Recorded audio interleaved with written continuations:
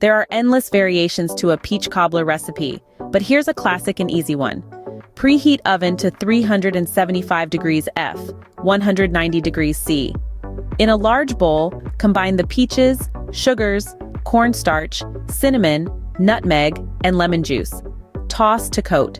In a separate bowl, combine the flour, oats, brown sugar, and salt.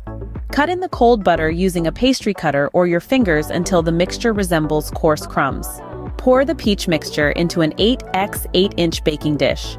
Top with the crumb topping, spreading it evenly over the peaches. Bake for 45-50 minutes, or until the topping is golden brown and the juices are bubbling around the edges.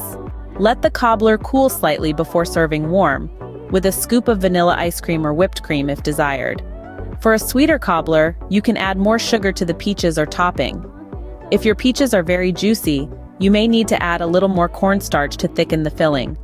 You can also use frozen peaches for this recipe. Just thaw them first and drain any excess juice. For a more rustic look, you can skip the step of cutting the butter into the topping and simply crumble it over the peaches. This cobbler can also be made with other fruits such as berries, apples, or cherries. I hope you enjoy this classic peach cobbler recipe. It's a delicious and easy dessert that's perfect for any occasion. If you missed anything, don't worry. Detailed instructions are in the description below. And if you like this video, please consider liking and subscribing.